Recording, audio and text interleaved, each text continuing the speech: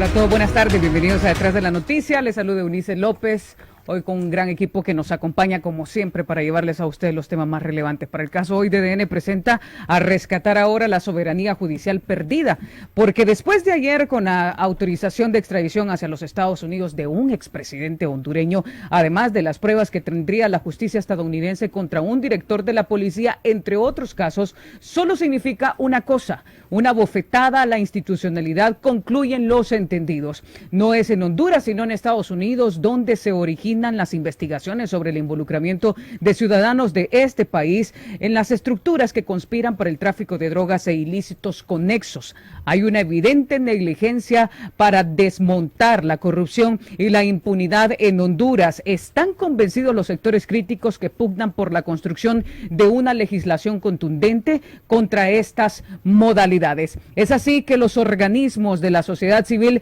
han centrado su análisis en un concepto.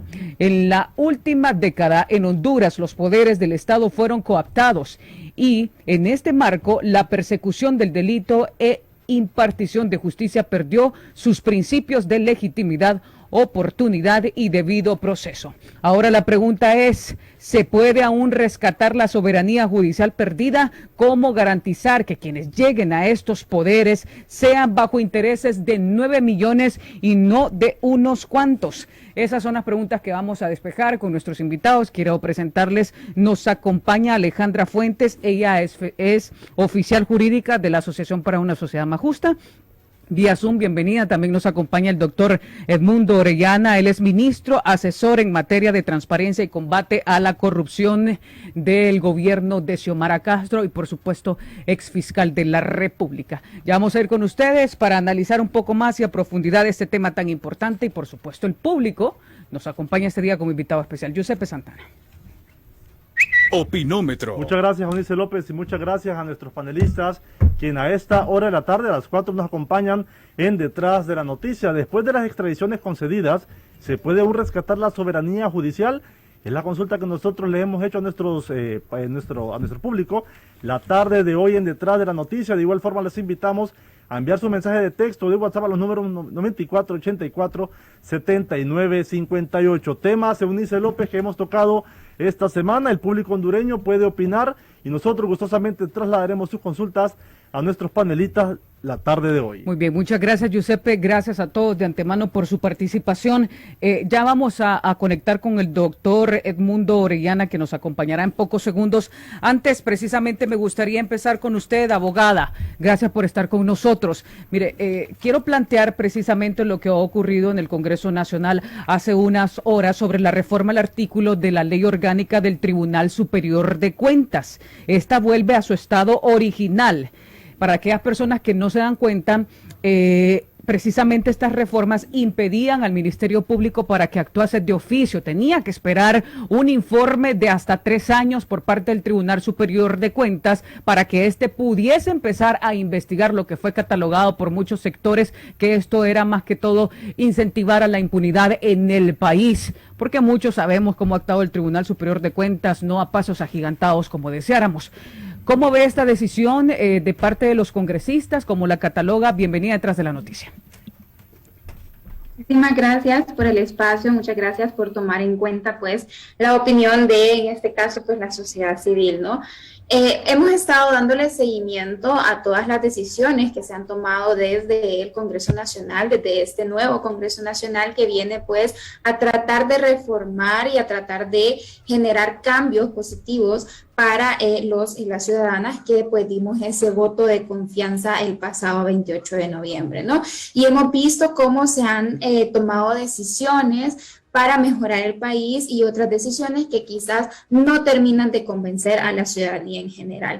Lo pasado unas horas atrás, como lo mencionaba usted, para lo del Tribunal Superior de Cuentas, ya anteriormente cuando se había hecho esta modificación de que se tenía que esperar 3 años para poder tener un fallo y a través de eso lograr hacer una persecución, pues era una situación que nos preocupaba enormemente porque eso es lo que generaba buscaba era darle tiempo, por decirlo así, a las personas que cometían algún ilícito para pensar cómo voy yo a justificar, cómo yo voy a hacer para cuando me vengan a preguntar qué voy a decir, ¿no? Entonces, en el momento cuando eso se aprobó, pues a todos nos llegó una cierta preocupación. Ahora vemos que lo están reformando y que lo están haciendo con la intención de que haya una mayor transparencia y que haya una mayor persecución efectiva de todos los fondos y todas las dádivas que al final pues se extraen del Estado. Entonces, efectivamente es una medida que puede llegar a minorizar todos estos actos de corrupción y todos estos actos que venían tiempo atrás haciéndole tanto daño al país, ¿no? Pero sin duda alguna tenemos que tener en cuenta que se siguen dando algunas situaciones que son preocupantes y que esperamos que el mismo Congreso Nacional, pues a medida vaya pasando el tiempo, vaya dándoles prioridad, ¿no? Y cómo, sobre todo, cómo se toma precisamente estas decisiones en el Congreso, después de la amnistía, después de que por un lado se les ha criticado duramente de que quieren traer la CICIG al país, y por otro lado se aprueba la amnistía y hoy por hoy dan este otro paso de precisamente de que vuelvan estos artículos a su forma original, los artículos de la Ley Orgánica del Tribunal Superior de Cuentas que sufrieron una modificación, una reforma. ¿Cómo se interpreta todo esto? Por un lado, luchando en contra de la corrupción, pero por otro lado está lo de la amnistía. Claro, exactamente eso es lo que debemos de comprender, que se debe de hacer una lucha contra la corrupción de manera uniforme. No se puede, y lo escuchábamos semanas atrás, no se puede por un lado pues hacer una derogación o una ley que pues ayude al combate contra la corrupción, pero por el otro lado hacer una que nos ponga en duda si realmente se está haciendo, ¿no? Entonces, realmente la interpretación que le podemos dar al Congreso Nacional es que es un Congreso nuevo que se está instalando, un Congreso que viene con mucho fervor a tratar de hacer frente a esta lucha contra la corrupción. Quizás en este fervor, en esta intención pues se están cometiendo algunos errores por otros lados, ¿no? Pero lo importante es que tengamos en cuenta que si se va a hacer una lucha contra la corrupción, que es lo que estamos esperando muchos y muchas ciudadanas, esta tiene que ser en una misma línea. Esta tiene que ser para todos aquellos que han cometido algún hecho ilícito contra el Estado y no solamente para un grupo de estos o un grupo de aquellos, sino que tiene que ser una lucha frontal que ayude a que no haya más impunidad y que demos ese ejemplo por primera vez de que sí hay un castigo para aquellos que cometen actos de corrupción, para aquellos que hacen actos que vienen a vulnerar al Estado de Derecho, ¿no? Sí, sí.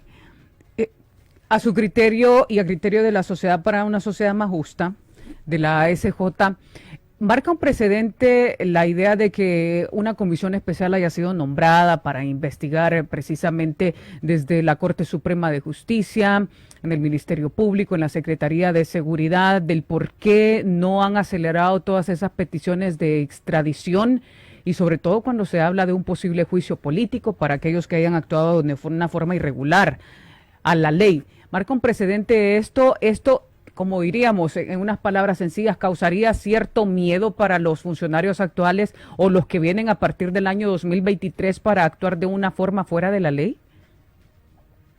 Marca un precedente, efectivamente, el saber que nosotros ya tenemos una comisión que está especializada en ello, sin duda alguna, da una buena impresión y da un impacto en todos aquellos que pues estén con esa intención de hacerlo, ¿no? Sin embargo, no solo es crear la comisión, sino es también saber quiénes están dentro de esa comisión, cuál va a ser el reglamento de las personas que están dentro de esta comisión, cómo se va a actuar. Muchas veces en Honduras tenemos muchas leyes, tenemos muchos órganos, tenemos muchas instituciones que son valiosas y que son muy ricas para nuestro Estado en cuestión de jurisdicción. Sin embargo, el verdadero reto que enfrenta Honduras desde años atrás es el hecho de poder ejecutar tanto las leyes como los organismos, las comisiones que se estén creando para estos fines. Entonces, es un primer paso, es un paso con el pie derecho y está dando esa dando ese llamado a luchar contra esa corrupción y a evitar a toda costa la impunidad. Sin embargo, los pasos que siguen después de esta comisión que se ha creado, pues son todavía más importantes. El cómo vamos a ejecutar, el cómo se va a hacer esas investigaciones. El que no haya corrupción en esas investigaciones es realmente los pasos que tenemos que estar vigilantes los y las ciudadanas en estos próximos años. Pero ¿cómo garantizar eso? ¿Cómo garantizarlo? Porque ¿de qué sirve que en el Congreso Nacional se esté haciendo esto, se esté haciendo aquello, y al final los órganos ejecutores no lo hagan de la forma, reitero, basados en la ley, sino por comparacos políticos, porque a este le conviene, a este no, soy amigo de este no, o le debo un favor a este y a este no? ¿Cómo garantizar eso? O sea, ¿qué soluciones hay de que sean reales, que se materialicen? Porque hemos hablado y hablado de que se necesita voluntad política. ¿Cómo podemos garantizar eso? Bien, esa es una pregunta muy valiosa porque es justamente eso lo que venimos tratando de descubrir desde hace tiempo, ¿no? ¿Cómo hacer para que logrando llevar a ciertas personas al Congreso, a comisiones, después de llevarlas ahí, pues no haya una desviación, ¿no? ¿Cómo vamos a hacer eso? Realmente nosotros estamos muy convencidos del poder que tiene la sociedad, que tenemos nosotros como personas individuales. Hemos visto que el pueblo está... cuando llega a su límite, cuando llega a estar cansado, puede tener una incidencia realmente fuerte. ¿Cómo garantizar que estas comisiones, cómo garantizar que esas investigaciones realmente sean efectivas? Eso se logra a través de una vigilancia, eso se logra a través del poder estar presentes en eso. Es nuestro Estado, es nuestro Congreso, y como ciudadanos y ciudadanas estamos en todo el derecho de exigir que todas estas acciones realmente se hagan de conformidad a la ley. Y eso también se logra a través de todos los órganos del Estado, ¿no? Justamente ahora vienen muchas elecciones de segundo grado, que son estos órganos del Estado que ayudan a que todas estas demás instituciones, a que el Congreso Nacional, a que todos los poderes, de manera separada e independiente, puedan coayudarse y llevar a un resultado positivo de lo que estamos esperando, ¿no? Entonces, es una voluntad política, sí. Es esa parte de que los funcionarios realmente tomen este papel como funcionarios públicos, pero también es esta vigilancia que como ciudadanos y esa conciencia que como ciudadanos tenemos que tomar para exigir los derechos que realmente estamos obligados a exigir, ¿no? Sí. Bueno, de hecho yo creo que la vigilancia hoy en día está más presente porque se ve otro ambiente, un despertar en todos esos votantes, la exigencia que está causando esa población que salió a votar el pasado 28 de noviembre, que esa misma mentalidad va a ser la que va a estar vigente estos 4 años. Es decir, si la institucionalidad no cumple con estas nuevas administraciones que están entrando, el pueblo lo está recordando y la veeduría pasa hasta el punto de las próximas elecciones donde si no cumplen van para afuera. Y ese es un clamor que se ha sentido, lo hemos visto aquí nosotros percibido en nuestras redes sociales. Por lo tanto, yo le consulto, ¿se visualiza independencia real de los poderes del Estado, así como vamos en los primeros días de la actual administración? Bueno, la independencia de los poderes del Estado realmente es una carta fundamental para nuestro Estado de Derecho. Vimos cómo pues anteriormente no había una independencia de poderes y esto generaba que hubiese más actos de corrupción, menos transparencia y mucho menos estabilidad en el Estado. Si visualizamos una independencia de poderes con los pocos días que se lleva el nuevo gobierno, pues creo que sería muy irresponsable decir que sí o que no directamente. Sin embargo, sí estamos muy alertas de que esto no vuelva a suceder. Veíamos cómo no solo son los poderes del Estado, y lo mencionaba anteriormente, vienen muchas elecciones de segundo grado, vimos cómo se eligió al Procurador General de la República, se tuvieron muchas impresiones acerca de ello y justamente eso es lo que queremos, que la gente, que la ciudadanía realmente tome en cuenta que deben de haber procesos que sean claros y que sean transparentes para que los poderes del Estado, para que los órganos del Estado tengan una independencia y autonomía que les permita actuar conforme a la ley y que no tengan tras sus hombros una directriz o una dirección que venga, pues, como comúnmente lo dicen, desde arriba, ¿no? Y entonces hicimos esto porque venía desde arriba. Que haya independencia y que haya autonomía realmente son las esperanzas de la ciudadanía y esperamos que este nuevo Congreso, que este nuevo gobierno tenga esa capacidad de darle esa independencia y esa autonomía a los poderes del Estado y a las organizaciones como tal, ¿no? Hay varios mensajes que nos están llegando, precisamente lo que le comentaba, de cómo la población está cada vez más involucrada en estos temas. Y me encanta, porque ya pasan de solo leer el titular a entrar precisamente a las noticias, a los links de lleno. Por ejemplo, leamos algunos mensajes, Giuseppe. Buenas tardes. ¿Cómo se puede dirigir a un país estando de facto uno de sus poderes? ¿Cómo se puede hablar de transparencia en Honduras si, para empezar, el Congreso no es legal?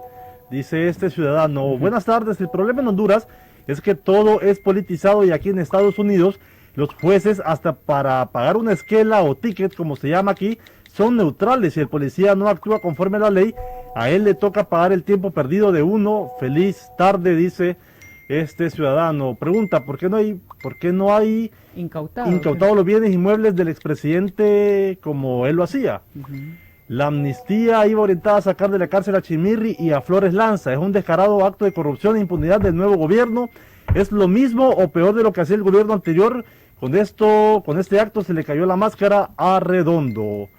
En Honduras se podría afirmar que se está recuperando la institucionalidad cuando la aplicación de la ley sea sin distingo de grupos, personas o poderes políticos, o sea, de una justicia ciega como la diosa Temis, sin cazabrujismo, sin acepción de personas, sin amnistías y acuerdos de impunidad o inmunidad para algunos colores políticos y pena y condena para otros grupos y colores, Eunice López. Dice también, habrá institucionalidad cuando la elección de la Junta Directiva del Congreso Nacional no sea, dice, dudosa legalidad por haberse realizado a punta pata. Yo le consulto también, por favor, si me contesta brevemente, ¿qué opinan de que se estén aprobando leyes y leyes cuando todavía la Junta Directiva se está solicitando de que se haga legalmente, que esté legalizada? ¿Qué opinan ustedes? Totalmente de acuerdo, justamente eso es lo que nosotros estamos solicitando, ¿no? Que se resuelva primero un problema de raíz, que se resuelva el génesis de los problemas. Una vez que tengamos un génesis resuelto, una instalación que pueda ser totalmente validada, pues el resto va a ir siendo en cascada, como lo decíamos, ¿no? El resto de leyes, el resto de aprobaciones, el resto va a ir tomando forma. Entonces, sin duda alguna, tiene que primero resolverse este génesis, resolverse esta situación de las juntas directivas y una vez esto esté resuelto, pues enfocarnos en los temas que tengan prioridad para el Estado de Derecho. Sí, muchas gracias, abogada. Ya nos acompaña el doctor Edmundo Orellana, él es ministro asesor en materia de transparencia y combate a la corrupción y también exfiscal de la República. Doctor, gracias por estar con nosotros. Nos acompaña la abogada Alejandra Fuentes, oficial jurídica de la ASJ. Doctor, fíjese que quiero empezar con usted, porque hay un mensaje aquí que nos dice, pregunta, ¿por qué no han incautado los bienes inmuebles del expresidente como él lo hacía? Nos dicen. Y hoy, precisamente, la Procuraduría General de la República ha pedido que se aseguren e incauten los bienes del expresidente. Yo le consulto, doctor, por favor, ilústrenos, ¿está esto dentro de sus potestades? Además, ¿qué dice la ley de privación de dominio? Instrúyanos, por favor, doctor. Bienvenido a Detrás de la Noticia. Gracias. Muy buenas tardes. Buenas tardes también a la abogada representante de CJ. Pues, Eunice, la ley de privación de dominio no conecta la ley a un proceso específico, ni tampoco a que una persona tenga antecedentes. Basta porque es una ley que se refiere más bien al bien. Si el bien no tiene origen legítimo, o no lo puede acreditar quien lo posee, la legitimidad de su origen, entonces se vuelve susceptible de ser incautado. En este caso, la ley señala que si es cierto que no lo conecta a un proceso, también establece que todos aquellos que han sido procesados por narcotráfico, lavado de activos y corrupción incluso, el Ministerio Público debería obligado a perseguir sus bienes para que el juzgado respectivo los incaute y finalmente tome la decisión definitiva, que puede ir avanzando hasta que se dicte sentencia de privación de dominio. Es de suponer que en el caso del exgobernante seguramente habrán incautaciones de bienes, sí, que podrían llegar incluso a la privación de dominio, pero eso es responsabilidad del Ministerio Público. Entiendo también que la Procuraduría General de la República ha instado al Ministerio Público que proceda a iniciar el procedimiento de oficio de privación de dominio de los bienes del exgobernante. Ya ante ese requerimiento, no creo que el Ministerio Público te presente alguna excusa para proceder, porque es un órgano del Estado y en este caso es el representante del Estado quien le está planteando al Ministerio Público, que es quien representa a la sociedad, que haga su trabajo, sí, que haga su trabajo constitucional. Sí, es decir, no hay ningún problema, sí está dentro del marco de la ley que la PG, que el Procurador General de la República inste al Ministerio Público para que acuda a las instancias necesarias para que libere precisamente este aseguramiento e incautación de bienes. Doctor, pero yo le consulto, ¿es apropiado esta solicitud que se pida la incautación y aseguramiento de bienes sin antes ser hallado culpable el expresidente Juan Orlando Hernández? Bueno, es que lo que procede es que el Ministerio Público inicie una investigación a efecto de establecer si los bienes tienen origen legítimo. Eso sí, porque ya hay, es cierto que no hay un proceso aquí en Honduras, pero lo hay en un tribunal federal de los Estados Unidos. Y realmente yo creo que muy pocos hondureños tendrían más confianza en un tribunal hondureño que un tribunal federal de los Estados Unidos. Al menos yo soy de los que creo que en Honduras prácticamente el derecho y la justicia desapareció durante los últimos años. Y le doy mucho más credibilidad a lo que está haciendo en un tribunal federal de los Estados Unidos a lo que puede hacer un tribunal hondureño. Sí. Yo creo que en este caso, el Ministerio Público tiene todos los argumentos para iniciar un procedimiento de privación de dominio. Ok. Doctor, y esto me lleva a la pregunta que nosotros hemos planteado en el opinómetro. Entonces, después de todas estas investigaciones y extradiciones que se están concediendo, ¿se puede aún rescatar la soberanía judicial del país que muchos dicen que se ha perdido, doctor? Yo creo que sí. El problema de que hayamos perdido el sistema de justicia, la justicia y la aplicación del derecho, es debido al hecho de que nos equivocamos al aceptar que se nombrasen a las personas que ocupan la titularidad de esos órganos del Estado. Ese es el problema. Si nosotros escogemos a las y los mejores hondureños para que ocupen, diría yo, los más idóneos e idóneas, para que ocupen la posición de magistrados de la Corte Suprema de Justicia y de fiscal general, yo estoy convencido, Eunice, que vamos a rescatar, como dijo usted, la soberanía judicial de Honduras. Pero también concurre en este momento un factor que hay que considerar como muy importante, y es la propuesta de la señora Presidenta de la República de solicitar a Naciones Unidas que nos acompañe en la creación de un mecanismo anticorrupción que permita apoyar al sistema de justicia hondureño para luchar en contra de la impunidad y en contra de la corrupción. Creo que todo esto combinado con el hecho de que venga este mecanismo y que nosotros podamos escoger a los hondureños y hondureñas más idóneas, más confiables para ser magistrados de la Corte Suprema de Justicia y fiscal general, nos garantiza, Eunice, el rescate de nuestra soberanía judicial, como usted la ha denominado. Muy bien, y esto me lleva a plantearles una pregunta, esta pregunta a ambos. Doctor, siempre nos vamos a quedar con usted con su primera respuesta, porque son muchos los reconocidos juristas, la propia población, que están criticando la falta de transparencia en un proceso para el nombramiento de los magistrados, de los jueces, de los fiscales. ¿Qué opina usted de la iniciativa que se ha presentado en el Congreso Nacional? Fue presentada por la diputada Fátima Mena, donde se busca cambiar precisamente la forma de selección y elección de los altos cargos estatales. Doctor. Mire, esta es una magnífica idea. Es más, quiero decirle a Eunice que nosotros aquí en la Secretaría de Transparencia estamos trabajando con apoyo de organismos internacionales justamente en una propuesta que va enderezada hacia fortalecer el sistema de selección de los magistrados de la Corte Suprema y del fiscal general.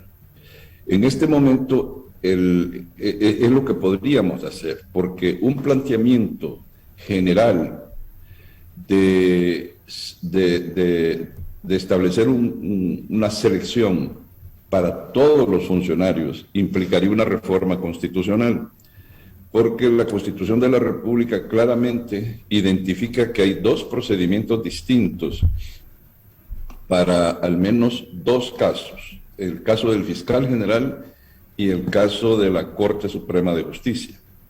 No así en los demás órganos, pero en estos dos sí lo señala, pero son dos, con leyes propias.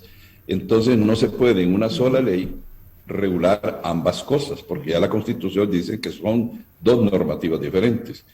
Entonces, por mientras viene la posibilidad de hacer una reforma constitucional total en donde se comprenda un proceso de selección de todos los titulares de los órganos más importantes que son seleccionados por el Congreso Nacional, como por ejemplo el Tribunal Superior de Cuentas, la Procuraduría General, el Consejo Nacional Electoral, el Tribunal de Justicia Electoral, la Unidad de Política Limpia, el Instituto de Acceso a la Información Pública, todos esos que todavía no están regulados, entonces regularlos junto con los de la Corte y el Fiscal General.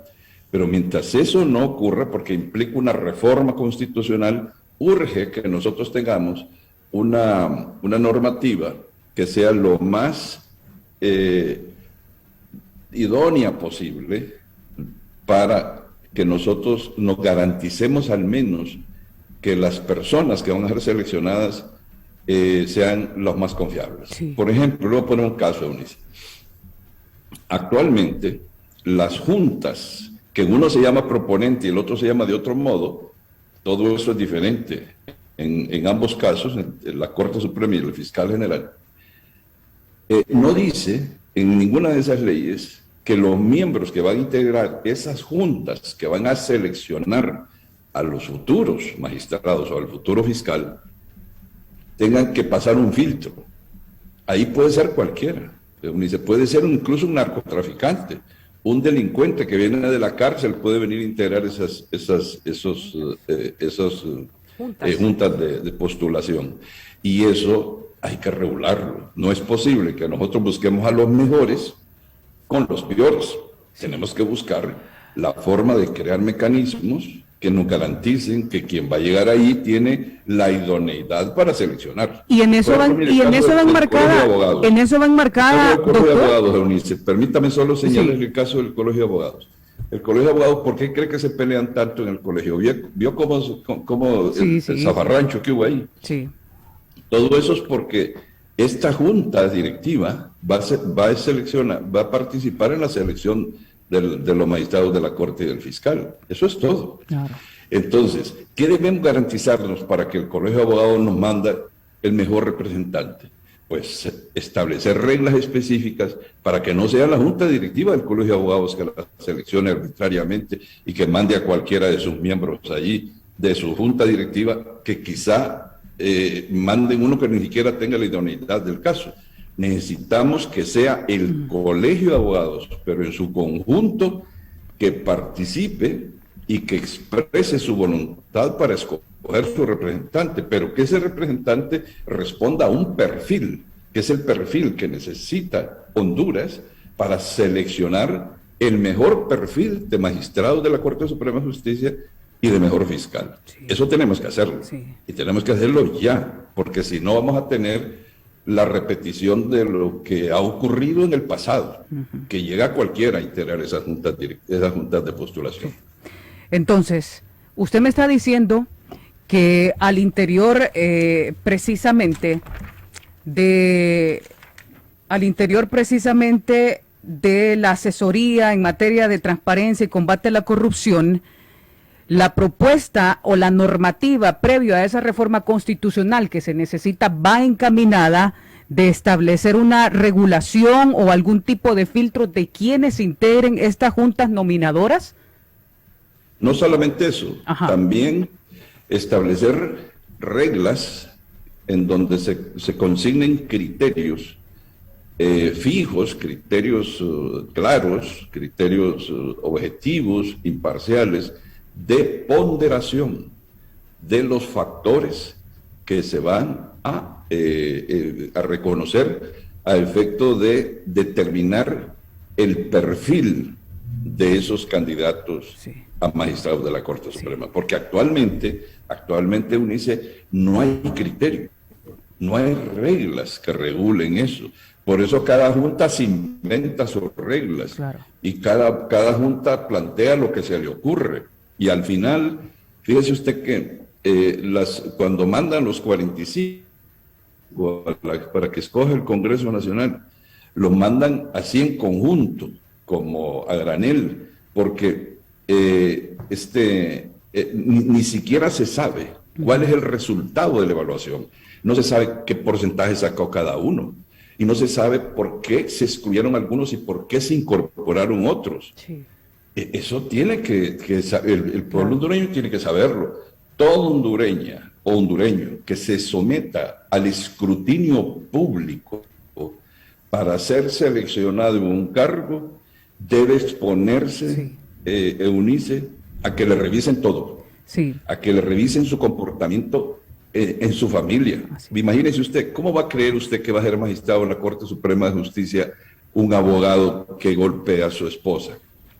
Un abogado que abuse de sus hijos, un abogado que ha sido denunciado en violencia doméstica, por ejemplo. Eso sería realmente imperdonable y ya ha pasado que se han incorporado individuos que han estado denunciados en violencia doméstica, otros que han sido denunciados por estafa en el Ministerio Público. Ha habido casos que están consignados ahí su investigación.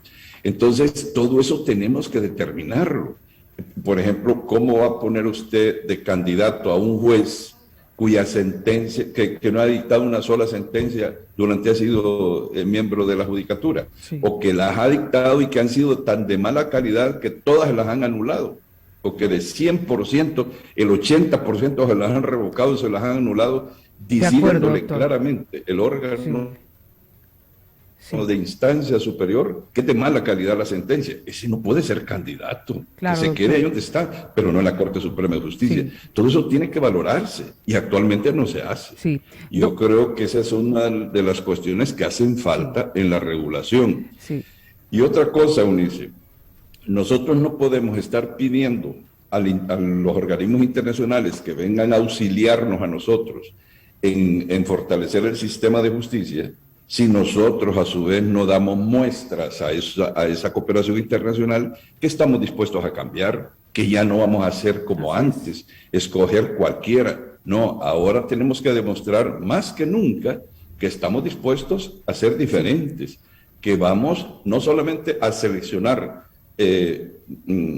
integrantes de esas juntas de postulación con criterios diferentes, sino que esas juntas de postulación van a estar reguladas a efecto de que realmente se sometan a reglas que garanticen que el candidato que llegue al Congreso Nacional sea tan de altísima calidad de idoneidad que no haya duda de que cualquiera de los 45 que nombre el Congreso Nacional va a ser de un magistrado de gran calidad en el ejercicio de la magistratura. Doctor, mire, tenemos que hacer una pausa y tenemos también a la abogada Alejandra. Solo puntualmente, doctor, dígame por favor, ¿en qué porcentaje tienen o ya tienen concluida esta propuesta que presentarán precisamente para regular quiénes serán los integrantes de esta junta nominadora? ¿Cuándo la presentarían, doctor, puntualmente? Bueno, nosotros estamos trabajando en eso. Justamente antes de entrar a su programa estaba finalizando una reunión con expertos internacionales en este tema que nos están auxiliando, que nos puso a disposición un organismo internacional. Pero yo creo que la próxima semana estaremos entregando esto a la Presidenta de la República para que ella oportunamente tome la decisión de autorizarnos para presentar el proyecto al Congreso Nacional. Muy bien. Creemos que esta aportación va a ser fundamental, va a ser toral para cumplir, una meta de campaña. La presidenta claramente dijo que iba a ser diferente en la lucha anticorrupción, en la transparencia y rendición de cuentas. Y que una de las cosas fundamentales iba a ser darle al sistema de justicia una nueva cara, una nueva imagen. Y eso solamente se logra buscando las personas más confiables, más idóneas. Muy bien, gracias, doctor. Lo vamos a hacer a través de un procedimiento. Y eso lo vamos a hacer en los próximos días. Yo creo que para la próxima semana nosotros lo estamos presentando. Ya la decisión de en qué momento nos autorizan para presentarlo al Congreso, ya eso es decisión de la señora presidenta. Muy bien, y vamos a estar pendientes, doctor, la próxima semana de esta propuesta que se presente. Abogada Alejandra, permítame un momento, por favor, al regresar de la pausa, su participación y, por supuesto, más mensajes del público que nos acompaña a esta hora. Ya regresamos.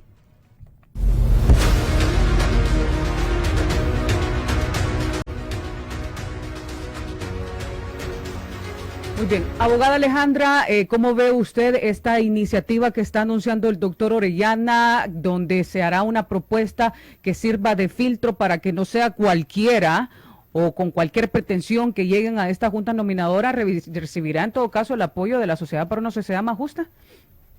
Sin duda alguna será una iniciativa la cual celebraremos que se esté llevando a cabo, así como celebramos este proyecto de ley que presentó la diputada Fátima Mena en razón a la selección de altos funcionarios. Desde la sociedad civil nos parece fundamental que todas estas elecciones de segundo grado sean realmente transparentes y apegadas a un proceso. El problema surge cuando nos damos cuenta que hay muchas elecciones de segundo grado que no tienen un proceso y entonces no hay una forma de hacerlo, se deja la arbitrariedad y eso pues es lo que genera que sucedan después estos actos que ayudan y contribuyen a la corrupción. Entonces, sin duda alguna lo apoyaremos desde la sociedad civil, incluso la SJ pues tiene ya dentro de sus proyectos uno que va encaminado también a esto de la elección de altos funcionarios. Precisamente nosotros estamos ahora mismo diagnosticando cuáles son los principales problemas en estos procesos para posteriormente generar recomendaciones que hagan énfasis en estos procesos y más allá de eso, poder informar a la sociedad de la importancia de estos procesos. Tal vez no los vemos tan importantes como las elecciones del 28 de noviembre, pero lo son. Entonces, desde ASJ, desde la sociedad civil, nosotros también estaremos aportando ese granito de arena para que estos procesos puedan darse de una forma más transparente y mucho más idónea para el beneficio de nuestra sociedad. Sí, muchas gracias, abogada. Permítanos un momento. El doctor Edmundo Orellana nos dice que tiene que retirarse y lo entendemos, doctor. Pero fíjese que hay muchos mensajes y voy a aprovechar la oportunidad que nos da de estar aquí, que nos están diciendo que hay que empezar precisamente desde la casa. Por ejemplo, me perdió el mensaje, pero hay varios que nos dicen que qué opina sobre la legalidad precisamente de la Junta Directiva del Congreso Nacional, si estamos hablando de transparencia, combate a la corrupción, entre otros, doctor. Bueno, mire, este es un tema que claramente lo definió la Corte Suprema de Justicia. La Sala de lo Constitucional dijo claramente que este era un tema político, no es un tema de legalidad, es un tema político. Y los temas políticos, según dice, en todas partes del mundo se resuelven políticamente. Yo le voy a poner un caso. Por ejemplo, el golpe de Estado del 2009. ¿Qué pasó con el golpe de Estado del 2009? Todo el mundo sabe que fue un golpe. Lo dijo Naciones Unidas, lo dijo la OEA, lo dijo, bueno, todo el mundo. Solo aquí hubo unos cuantos que dijeron que no. Todo golpe de Estado termina quebrantando el orden constitucional. Pero en este caso, el Estado hondureño continuó. Los gobiernos se sucedieron. Hubo Micheletti le entregó, si no le entregó la banda presidencial, pero continuó Pepe Lobo, después continuó Juan Orlando dos periodos. Y ahora tenemos una nueva presidenta y no ha habido, ¿cómo se llama? Una ruptura formal del orden constitucional, que la hubo, pero al final quedó resuelto el problema. ¿Por qué? Porque políticamente lo resolvieron. Entonces, el problema de la Junta Directiva del Congreso Nacional no es un problema legal, sí, es un problema de legitimidad. Sí. Y los problemas de legitimidad se refieren al sistema político. Sí. Y el sistema político, hay un factor que hay que tomar en cuenta, y es la aceptación popular.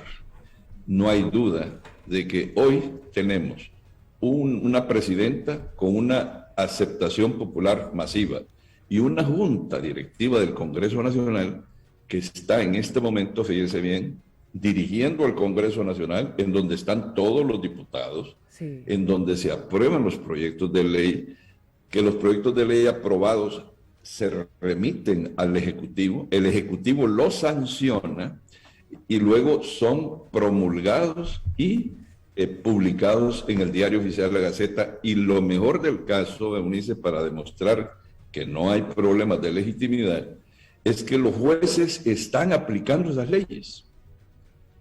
Una ley que están aplicando, por ejemplo, es la ley de amnistía. La están aplicando ya.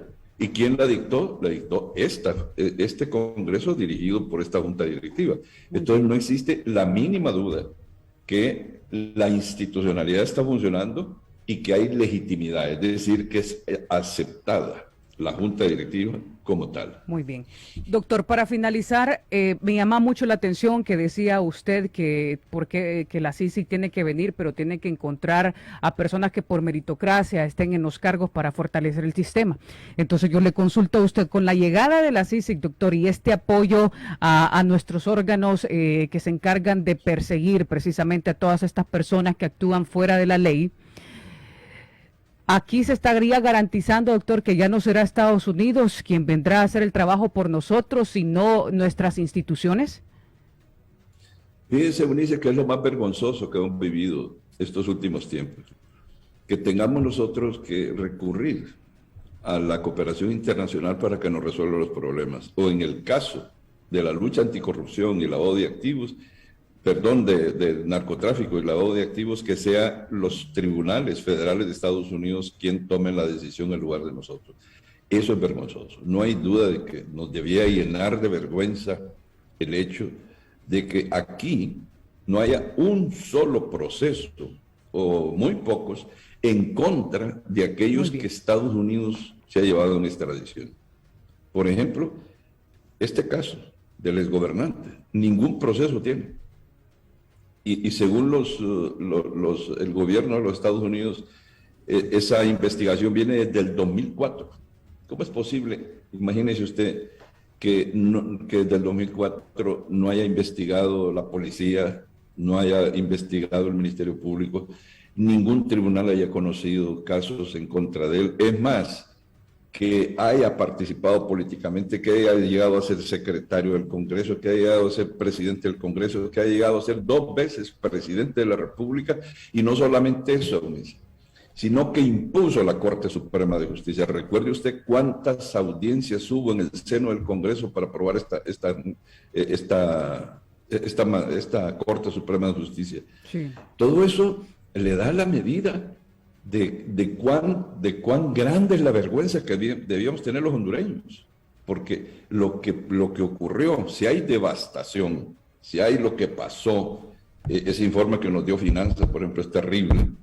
Ese saqueo sistemático, esa vergüenza de que somos un país narcoestado, todo eso. Eso, Eunice, eso no es culpa de Juan Orlando, no es culpa de la Corte, no es culpa del Ministerio, es culpa de nosotros los hondureños, que permitimos que eso ocurriera. Eso no puede ocurrir más. Por eso es importante que los medios de comunicación y la sociedad civil asuman con responsabilidad su papel de ser vigilantes del ejercicio del poder. Que hoy, que nosotros somos los que estamos en las posiciones de decisión en el gobierno, la sociedad civil y ustedes, los medios de comunicación, sean los primeros vigilantes para que no incurramos nosotros en los errores que incurrieron los anteriores. Y que hagan los señalamientos del caso. Su radioescucha dijo, y televidente dijo claramente, que comencemos por casa. En efecto, tenemos que comenzar por casa. Por eso, cuando denuncia haya de alguno que cometer dentro de la administración pública, tenga la seguridad que lo vamos a denunciar al Ministerio Público. Nosotros hemos abierto las puertas al Ministerio Público, hemos llevado al Ministerio Público a que entre a las entrañas de la administración pública actual, así como hemos hecho con el CNA, porque queremos que esté claro. El Ministerio de Salud, ahí tiene el CNA, tiene el Ministerio Público ya, adentro, y así otras que los tienen. Quiere decir que sí hay una voluntad para que las cosas se hagan bien. Y yo espero, que como usted dijo, que en el futuro seamos nosotros los que conduzcamos nuestro propio sistema de justicia. Muchas gracias al ministro asesor en materia de transparencia y combate a la corrupción, el doctor Edmundo Orellana, que nos ha acompañado. Vamos a una pausa al regresar con las conclusiones con la abogada Alejandra Fuentes y unos mensajes.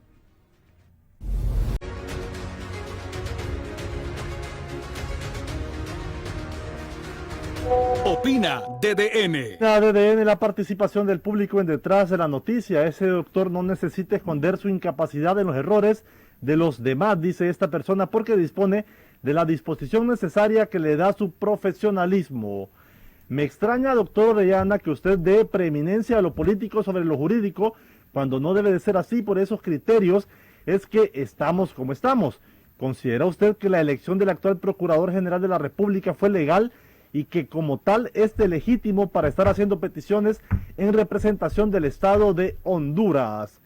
Vamos a ver, seguimos. ¿Qué va a hacer para rectificar la elección del procurador y de su asistente sin cumplir los requisitos? Esto por un Congreso que no es legal. Sí. ¿Por qué a la esposa del gobernante no la acusan de lavado de activos si aparece como socia de él y con supuestos y compuestos en todos los negocios del expresidente Eunice López? Sí. Bajo el argumento de que el Congreso Nacional goza de legitimidad, es lo mismo del gobierno pasado 2018-2022, estuvo legitimado, sin embargo, en ambos casos es ilegal. Lástima de sus comentarios, ya que es un abogado y dice que de muchos prestigios. Saludos. Un último mensaje, Giuseppe. ¿Por qué le pregunta a un esbirro de Mel la narcoactividad? Sí. Hay otro mensaje que estaba más abajo que se referían precisamente, y solo quiero decir que ya nos contestó. Sería bueno escuchar al fiscal de Orellana, Mercado, de la corrupción de los gobiernos anteriores.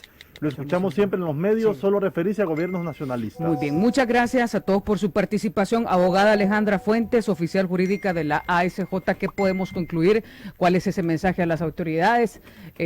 A meses prácticamente de que se lleven a cabo esas elecciones y selecciones de los altos cargos en el gobierno actualmente. Estamos, como usted lo mencionaba, Eunice, a meses de estas nuevas elecciones de segundo cargo, de segundo nivel, y sin duda alguna el mensaje a las autoridades es que realmente actuemos en beneficio de nuestro pueblo, de nuestra ciudadanía.